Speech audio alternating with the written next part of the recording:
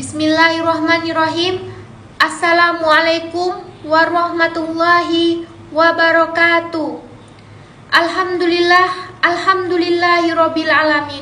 Wassalatu wassalamu ala asrofil anbiya'i wal mursalin wa ala alihi washabbihi rasulillahi ajmain. Amma ba'du. Pertama-tama, marilah kita panjatkan puji syukur kita atas kehadiran Allah Subhanahu wa ta'ala, yang mana pada kesempatan kali ini kita masih diberikan nikmat kesehatan. Tak lupa pula sholawat beserta salam kita hadiahkan kepada junjungan besar kita, yakni Nabi besar Muhammad SAW, dengan mengucapkan Allahumma sholli ala Sayyidina Muhammad wa ala ali Sayyidina Muhammad. Baiklah teman-teman, di sini saya akan membacakan pidato saya yang berjudul Pengkhianatan Para Penguasa Muslim.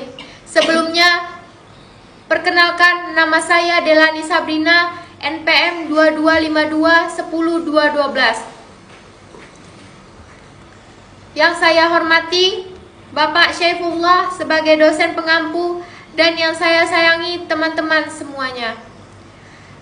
Di sini saya akan membacakan pidato saya. Nah teman-teman, brutal dan sangat biadab sekali, itulah sebutan yang paling tepat dilontarkan kepada negara Zionis Yahudi. Tidak pernah menggubris kecaman dari berbagai pihak dan negara lain. Entitas Yahudi terus melancarkan serangan brutalnya dan membabi buta terhadap warga Gaza. Daerah terakhir yang menjadi penampungan untuk 1,5 juta warga Gaza pun sudah dihancurkan oleh kaum tersebut. Kaum Zionis juga masih memblokade bantuan-bantuan kemanusiaan dan menyerang berbagai supir logistik untuk para korban. Inilah siasat mereka terhadap warga Gaza. Membunuh warga Gaza dengan serangan militer serta membiarkan mereka kelaparan dan kekurangan fasilitas medis. Sampai pekan inilah jumlah korban tewas diperkirakan tembus 35.000 warga Gaza. Hampir separuh korban perempuan dan anak-anak. Zionis ini sangat dibenci-benci dunia. Dan kebrutalan Zionis ini sudah mengundang kecaman dari banyak penduduk dunia. Tagar Al-Ayes on Rafah inilah beberapa hari yang lalu sempat menjadi topik di platform sosial media. Banyak sekali pengguna yang mengirimkan tulisan tersebut atas keprihatinan mereka terhadap warga Rafah. Di banyak negara, orang berbondong-bondong berdemonstrasi mengutuk kejahatan Zionis ini. Di Amerika Serikat, ribuan mahasiswa berdemonstrasi di berbagai kampus seperti Universitas Columbia, UCLA, George Washington, dan lain sebagainya. Nah, selain dari itu, mengancam entitas Yahudi, para pendemo juga menyuarakan Free Palestine. Hal yang sama juga terjadi di Kanada. Beberapa di negara di Eropa seperti Jerman, Prancis, dan Inggris, juga negara-negara Asia seperti Jepang dan Korea Selatan. Warga Asia, Amerika Serikat, dan negara-negara Eropa juga mengkritik pemerintah mereka sendiri yang justru untuk memberikan pemerintahan bantuan kepada militer Zionis tersebut. Mereka marah karena bantuan tersebut sebagian besar dari penghasilan pajak rakyat mereka. Fenomena ini menunjukkan kebencian terhadap negara Zionis yang semakin meluas. Banyak negara dan warganya di dunia yang sudah merasa muak dengan kekejaman Zionis tersebut.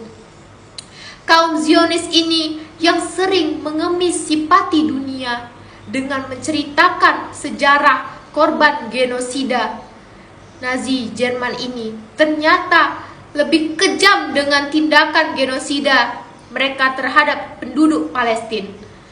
Mereka lah kaum yang sangat suka menyalahkan permusuhan dan perperangan sepanjang zaman. seperti dalam firman Allah Al-Quran surat Al-Maidah ayat 64 yang artinya kami menimbulkan permusuhan dan kebencian di antara mereka sampai hari kiamat. Setiap kali mereka menyalakan api perperangan, Allah memadamkan api perperangan itu. Mereka berusaha untuk tidak menciptakan kerusakan di bumi, sementara Allah tidak menyukai kaum perusak.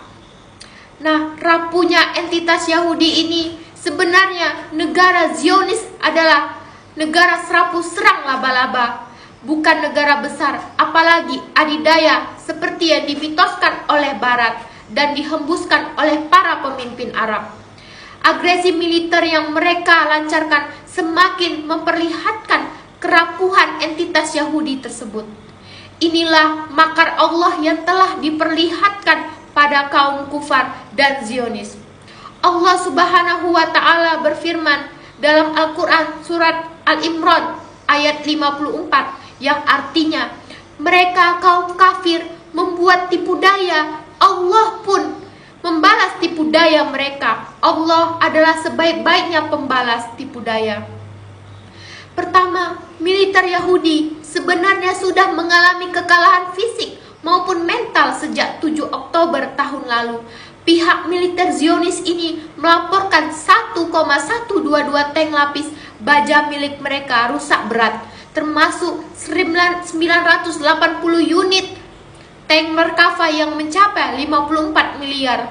Lalu 134 bulldozer mereka juga hancur. Total kerugian sudah sampai 1.833 unit. Di sektor udara, sejumlah 83 unit ini terdiri dari 4 helikopter, 45 drone, dan juga drone pengintai lainnya. Jumlah prajurit Yahudi yang sudah terluka maupun tewas sudah mencapai 3.600 personil.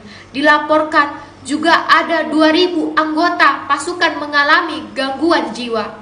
Militer Zionis juga diguncang dengan tingginya angka bunuh yang mereka akibatkan oleh tentara perperangan. Selain itu, banyak dilaporkan terjadi pelecehan seksual terhadap personil tentara perempuan dan yang dilakukan oleh rekan pria mereka tersebut. Nauzubillah min zalik. Kedua, ekonomi negara Zionis juga terancam resesi akibat perang, dan juga bank sentral mereka tersebut mencapai kerugian sekitar 1,061 triliun. Banyak juga sektor usaha mereka yang tutup, seperti pariwisata atau juga akibat kekurangan tenaga kerja akibat ketegangan di Gaza. Nah, yang ketiga, kondisi pemerintah Zionis di bawah PM Netanyahu mengalami krisis akibat perang. Keempat, serangan ke Rafah membuat entitas Yahudi terancam kehilangan hukum dengan Amerika Serikat. Wakil Presiden Amerika Serikat Kamala Harris sudah mengatakan kepada mereka, diperingatkan selalu berulang kali, kesalahan besar terhadap entitas Yahudi tersebut membuat sikap pemerintah Joe Biden ini karena dia takut kehilangan dukungan dari para pemilih dan kalah dalam pemilu bulan November nanti.